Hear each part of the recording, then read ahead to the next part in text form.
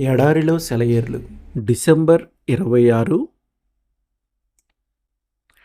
నేను అక్కడికి వెళ్ళి ప్రార్థన చేసి వచ్చు వరకు మీరిక్కడ కూర్చుండుడి. మత్తయి సువార్త 26:36. పరిస్థితులు బాగా లేనప్పుడు మనల్ని ఒక మూలన కూర్చోబెడితే మనకి అది ఏమాత్రం నచ్చదు. గెత్సెమనే తోటలో 11 మందిలో 8 మందిని అలా ఊరికే కూర్చోమన్నాడు ప్రభు. ఆయన బాగా ముందుకు వెళ్ళాడు ప్రార్థించటానికి. పేతురు, యాకోబు, యోహానులకు మధ్యలో ఉండి కనిపెట్టమని చెప్పాడు. మిగతా వాళ్ళంతా దూరంగా ఒక చోట కూర్చున్నారు. ఆ 8 మంది చాలా సనుగుకుని ఉంటారనుకుంటాను. వాళ్ళు తోటలో ఉన్నారన్న పేరు మాత్రం ఉంది అంతే. దానిలోని పూలు పూయించే విషయంలో వాళ్ళ పాత్ర ఏమాత్రం లేదు. అది అత్యవసర పరిస్థితి. అందరూ అనేక రకాలైన ఒత్తిడులకు లోనై ఉన్నారు. అయినప్పటికీ వాళ్ళకి యేసు ఇచ్చిన ఆజ్ఞ ఏమిటంటే ఏమీ చేయకుండా అక్కడే కూర్చోండి. ఇలాంటి అనుభవమే చాలాసార్లు నీకు నాకు వచ్చింది కదా. ఆ నైరాశ్యతను మనం చవిచూసాం. సేవ చేయటానికి ఎన్నో అవకాశాలు మనకి కనబడినాయి.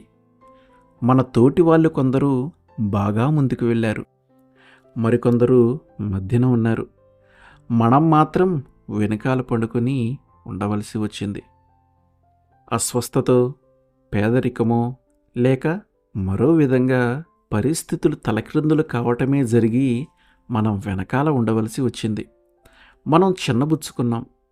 క్రైస్తవులుగా మన పాత్ర మనం నిర్వహించకుండా ఈ అడ్డంకులేమిటో మనకి అర్థం కాదు. తోటలోకి మనం ప్రవేశించిన తరువాత కూడా చేయటానికి ఏ పని లేకపోతే అన్యాయం జరిగినట్టు అనిపిస్తుంది. హృదయమా, మెదలకుండా ఉండు. నీకు అర్థమయ్యేదే ఎప్పుడూ వాస్తవం అనుకోకు. క్రైస్తవ జీవితంలో పాలు పంపులు నీకు తప్పకుండా ఉన్నాయి. దేవుని తోటలో నడిచే వాళ్ళే, నిలబడే వాళ్ళే నిజమైన సేవకులు అనుకోకు.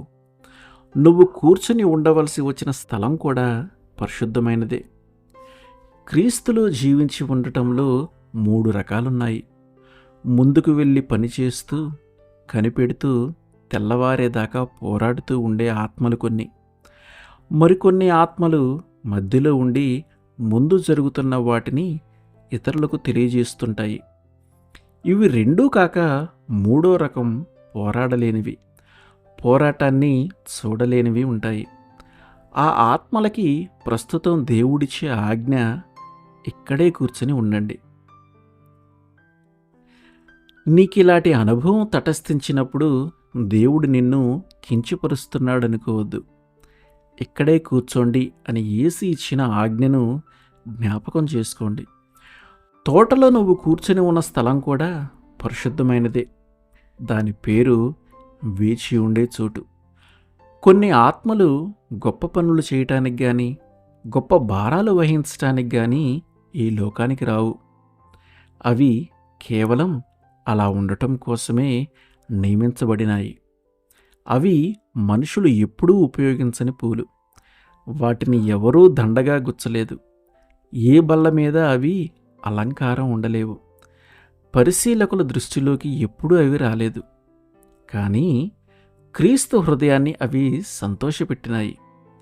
వాటి పరిమ వల్ల, వాటి అందం పట్ల అవి క్రీస్తుకి ప్రియమైనవైనాయి.